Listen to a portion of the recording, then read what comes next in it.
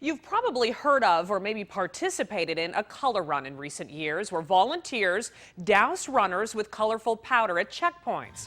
Runs like this one this fall at UWGB are marketed as a family-friendly fun run, usually a 5K.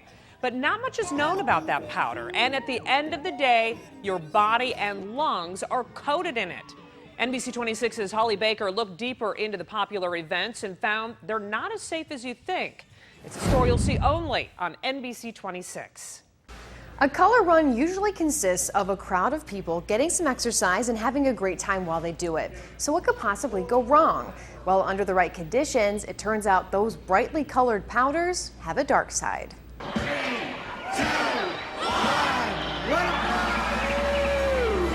It's easy to see why it's called the happiest 5K on the planet. Huge events around the world splattered with neon powder, encouraging everyone to get color crazy.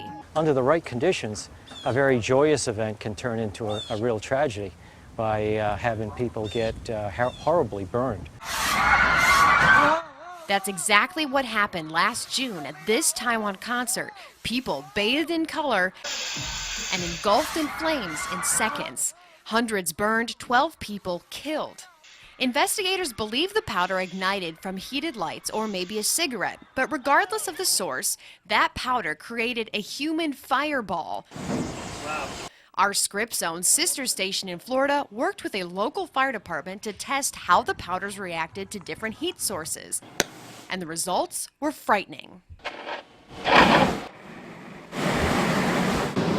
I think it's worse than even we could have imagined. Firefighters also threw the powder in the air. Look familiar? It's the same way it's thrown on runners at races. But that's in effect exactly what's being encouraged, and it readily burns.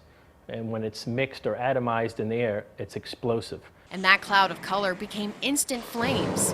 When we showed some runners video of those results, well then, you could say they were startled by them. I'm surprised that they're letting people do it. Somebody should take a hard look at this material, determine exactly what's in it. So that's what we decided to do, enlisting the help of a doctor at Middle Tennessee State University.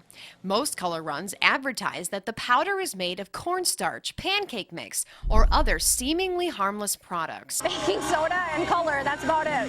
But the findings of Dr. Sing Chong painted a different picture. So it's not true to say that they are based on 100% cornstarch or wheat flour. Some samples of the powder tested had metals in them, including known carcinogens and chemicals similar to something else unsavory, rat poison. You're putting yourself in extreme danger, a possibility of being burned and/or unknown health effects. Another danger to consider? What exactly are you breathing in at a color run? It's an issue most runners don't even think about.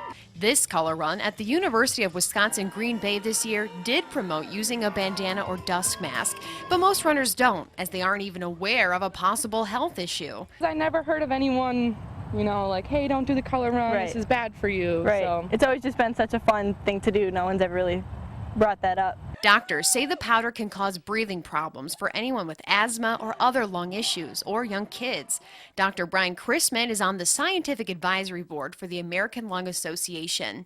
He says it's also the sheer amount of powder present that's a problem for just about anyone. Those particles can be in there for quite a while in your lungs. Some of these tinier particles can get absorbed. They get taken up into the lymphatics in the bloodstream. So what does this mean for fans of the color run? Until we have more analysis, I'm a little more concerned. Unless more formal tests are done, it's just not a time to throw caution to the wind. Both doctors agreed we still need more information about the powders, and they are not all made the same due to different manufacturers. However, hopefully the tests shown were enough to give a better idea about the powder's true colors. Holly Baker, NBC 26. For more information on lung health and fire danger, you can head to our website, NBC26.com.